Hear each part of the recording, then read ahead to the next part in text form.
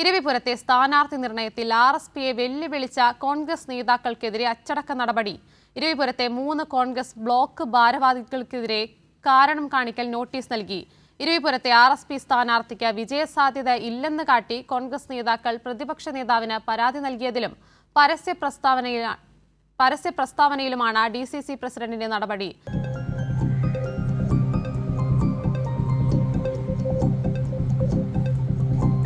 തങ്ങളുടെ പരമാധികാരത്തെ ചോദ്യം ചെയ്തതിലും വിഭാഗീയത സൃഷ്ടിക്കുകയും ചെയ്ത കോൺഗ്രസ് നേതാക്കൾക്കെതിരെ RSPയ്ക്കും പരാതിയുണ്ട്. ഇതുകൂടി പരിഗണിച്ചാണ് ഇരവിപുരം നിയോജക മണ്ഡലത്തിലെ Eravipuram block president M. Nasar, Mayyanad panchayat president S. Muhammad Rafi, Vadakkevila block president Partha Rajeev എന്നിവർക്കെതിരെ Kollam DCC president P. Rajendra Prasad കാരണം കാണിക്കൽ നോട്ടീസ് നൽകിയത്.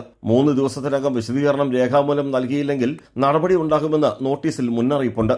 RSPക്ക് അലോട്ട് ചെയ്യുന്ന സീറ്റിൽ സ്ഥാനാർത്ഥിയെ നിർണ്ണയിക്കാനുള്ള പ്രിവിലേജ് RSPയുടേതാണ് എന്നാണ് കോൺഗ്രസിൻ്റെ നിലപാട്. KPCCയുടെ നിലപാടാണ്, DCCയുടെ നിലപാടാണ്, പ്രതിപക്ഷ നേതാവിൻ്റെ നിലപാടുകളാണ്. ഞങ്ങളുടെ പ്രാദേശിക നേതാക്കൾ ഇതിന് വിപരീതമായ ചില അഭിപ്രായ പ്രകടനങ്ങൾ പരസ്യമായി നടത്തിയിട്ടുണ്ടും ആ അഭിപ്രായ പ്രകടനങ്ങൾ പരസ്യമായി നടത്തിയത് ശരിയല്ല എന്ന് ഞങ്ങളവരെ അറിയിച്ചിട്ടുണ്ട്. അത് പാർട്ടിയുടെ ഒരു ആഭ്യന്തര കാര്യമാണ്. ഉണ്ടാകാൻ സാധ്യതയുണ്ട്, ഉണ്ടാകാതിരിക്കാൻ സാധ്യതയുണ്ട്. DC പ്രസിഡന്റ് എന്നുള്ളതിൽ ഞാനത് യുക്തമായ നടപടി KPCCയുടെ നിർദ്ദേശാനുസരണം ചെയ്യുന്നു. RSP കണ്ടെത്തിയ സ്ഥാനാർത്ഥിക്ക് വിജയസാധ്യതയില്ലെന്ന് കാട്ടി കോൺഗ്രസ് നേതാക്കൾ പ്രതിപക്ഷ നേതാവിന് പരാതി നൽകിയതിലും പരസ്യ പ്രസ്താവനയിലും ചാനലുകൾക്ക് പരാതിക്കത്ത് ചോർത്തി നൽകിയതിനെതിരെയാണ് DCC പ്രസിഡന്റ് നടപടി.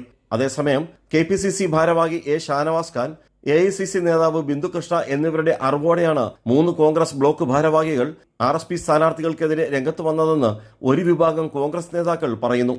രാജ്കുമാർ, കൈരളി ന്യൂസ്, കൊല്ലം.